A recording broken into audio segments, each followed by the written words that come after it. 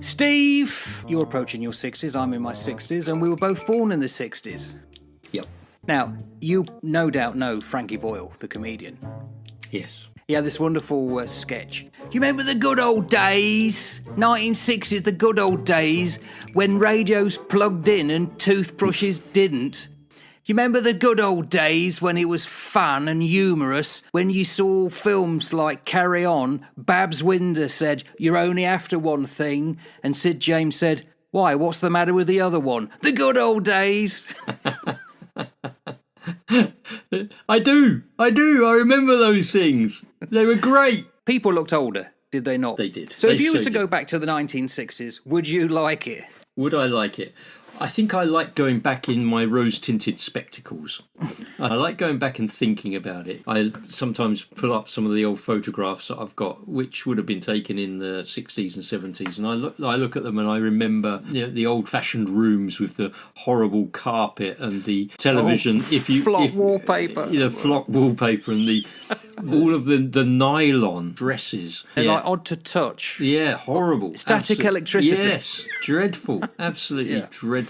I probably wouldn't like it, if I'm to be honest, because we have improved in so many ways. But what interests me is how things would feel so totally alien today by comparison to then. If I talk to you about vinyl, you'll know exactly what I'm talking about, right? I do, yeah. If I talk to my Records. granddaughter about vinyl, she's looking at me like that's the sort of stuff that my dad makes signs with. Oh, Yeah, yes, vinyl. yeah. When I got a record player and got my records out and showed her how it worked, I mean, she was fascinated. It's called a record player, love. You know, how does it work? Well, I move this arm across and I drop this down and I put this in, and then I bought these old records for her to listen to, which were like nursery stories, fairy tales, and things like that. Beatrix Potter and Jemima Puddle Duck and all of those great stories on record. Were they done in the 60s? Yeah. Wow. I found them in like junk shops here and that sort of thing, and she was fascinated by it. And she'd just sit there on the floor with me as we were watching this record player go round and round and round, and this,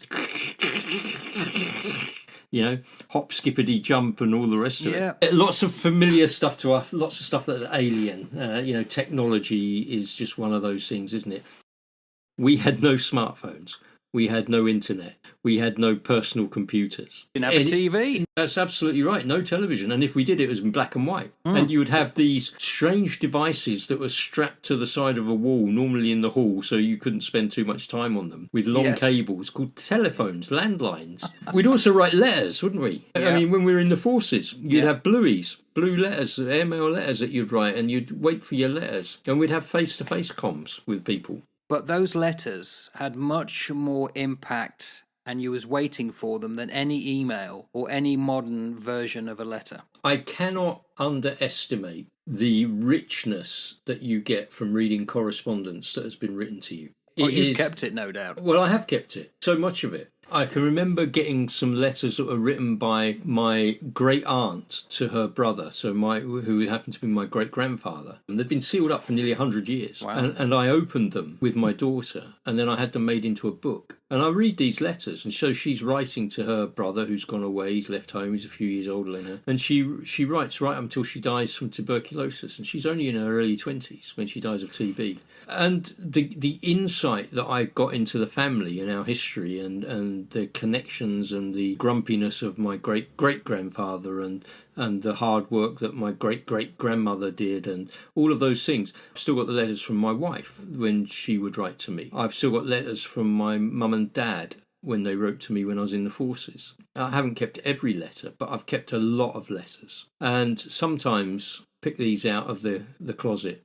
In fact, I sent you a photograph, if I remember rightly, not that long ago when I was back in the UK, and I went up into my parents' loft, and there's a letter from you. Yeah. Yeah, a letter from you there, mate. When was that written? I think it was written in 87. Yeah, Amazing. amazing. It is. It's amazing. It's great.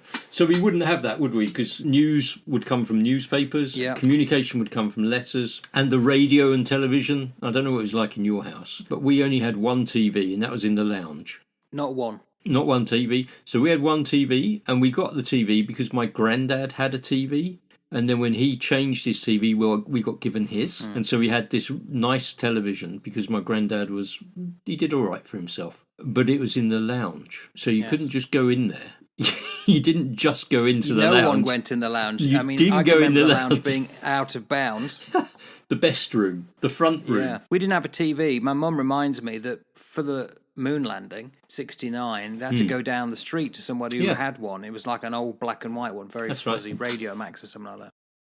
I came across a lady called Pink Daisy Lemon, and she wrote it a couple of years ago about the 60s. She said it was so different. We had much less, no central heating. Yeah. Ice on the bedroom windows in the morning. I remember going to the bathroom in the 80s in a house and it was no central heating. It was freezing in the winter. I dreaded it. Remember those? When we emigrated to New Zealand and we came from a house which was double glazed, fully central heated and all the rest of it, and where we went to live had absolutely nothing. Single glazed, no insulation, absolutely gospel truth. Where we were living is one of the coldest places in New Zealand. In the winter, a wood burner in the lounge, and you would have to wear hat and gloves and scarf to move from one room to another. We would sleep in our hat and gloves and scarf. I had to break the ice off the inside of our bedroom window to open it in the morning. And I said to my missus, this is like flipping turning the clock back to the 60s and 70s, I can tell you. I remember it very well. No duvets, just candlewick bedspreads and a big coat thrown over the top. Yep. Food was very different, nowhere near as much variety, just very plain. Although saying that, I reckon it tasted different. I've said before, I remember having a big beef roast and it was marbled with fat and it just had a completely different flavour to it. And years later, Joe's granddad, he'd been a butcher, and he said, yeah, people now, they got rid of the fat and therefore got rid of the flavour. And they suck all the blood out of it real quick as well. I've eaten a steak tonight and I said to my missus, is this one of our steaks? I one from Home Kill. And she said, no, I bought it from the shop. And I thought, yeah, you can tell. It's just got nowhere near as much red, as much blood in it. No, it's got nowhere near as much fat around it. It's almost sanitized. No, that's right. I agree with that. Although it was plain and had a lot more fat, there was less obesity. People were far healthier. Now, you look at programmes from the 50s, 60s, 70s, how thin people are. And because they're not snacking, they're not having biscuits and stuff like that. Biscuits and sweets were, or lollies as they call them here, were a treat, weren't they? Yeah. You didn't get them every day. You couldn't afford them. No, but you'd get your pocket money and you'd go and buy a curly whirly or some penny chews or whatever, a sherbet dib dab or whatever, whatever you could get. But that was a treat. That wasn't every day, and you certainly didn't get cakes. No. People seemed kinder. There wasn't fear of kids playing out. We had more freedom. Oh, well, neighbourhoods were certainly tight and knit. This is one of the beauties of where I live, is that we've still got a real tight knit community, and I really like that. And so I do still see kids playing unsupervised here. I see them out on their scooters. I see them wandering the streets. I see them working the school crossings on their own. All sorts of lovely things. It comes down to population. We just don't have as many people living on this island as you guys have where you are. I think we're a lot innocenter then. Kids were kids until they weren't. Little girls dressed like little girls, not grown women. I just don't think that there was the pressure on people to grow up. I was probably about 11 years old. My brother was 5 years older than me, so he just got himself a girlfriend. And I'm still playing with Action Man. I can still remember her saying this to me, this girlfriend of my brother's. I've got this rigid inflatable boat which I'm pushing my Action Man around for me. I had that with the oars. The outboard motor as well, and it had an outboard motor. Yeah, that's right. And I could spend hours lost in my play with these things. And she said, what are you doing? And I said, Didn't understand. Playing with my toys. And she says, how old are you? Like this. And I thought to myself, should I not be playing with these anymore? And I had that thought, that moment. And it totally ruined the rest of my time with Action Man. Totally put me off it. Thankfully, he now lives with me down in under, and I get him out occasionally, and we have a good old rumble.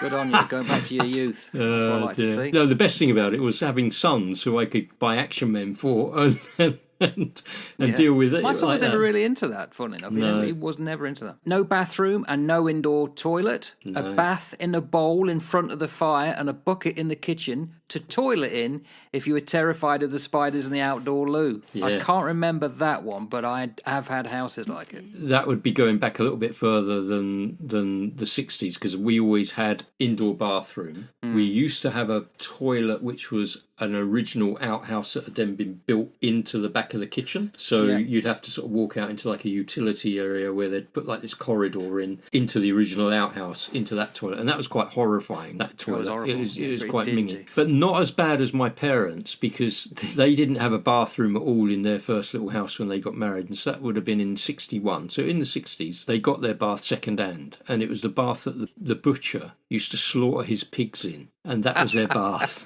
It had a good clean beforehand, obviously. They scrubbed it up. They got a bit of bleach on it, and that was their bath. Wow. And I thought to myself, man, that's just fantastic. And the thing about the toilets, and I remember this, the most horrendous toilet paper, it was literally shiny tracing paper that everything sort of slipped off as you wiped. It was dreadful, Mark. It was awful. And I can remember being at the Queen Elizabeth Kindergarten, the old school hall, and then you'd have to walk out of the old school hall and you'd walk across a little car park and then into the toilet area. And the toilet area was one of these outdoor toilets, and it would have this grease-proof type paper. Oh, yeah. And I can remember, I can even picture myself now, sat on this loo, trying to flipping wipe my bum, smears everywhere and doesn't grip. And it's like, I'm going to be here forever trying to clear this up before I have to go back out and get beaten up by the teacher. And you also, were limited on the amount of paper you could have.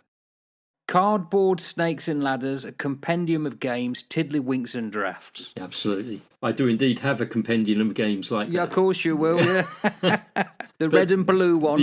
Yeah, that's it. Simple, mate. The whole pace of life there was much slower. It was much more communal. There are a lot more restricted opportunities for some people. Yet, you know what? I think the 60s was a time of optimism. It might well have been a time of upheaval. There might well have been big cultural shifts and all the rest of it. When I look to today where we are, there's not a lot of optimistic people. Today's very permeated very differently. Because I think in the 60s, our age would have been born in the 1910s. So they knew the First World War, the Second World War. Nearly everyone would have remembered rationing. So it was optimistic. I would always question, when exactly did the 60s start? When we say 1961. But really, I don't think it really kicked off as we imagine the 60s until about 67. It was almost like a carry-on of the 50s up until that point. Fashion was quite conservative. And then suddenly, we got the hippie boom, and then suddenly big hair, flowery shirts. It just felt differently, and music especially.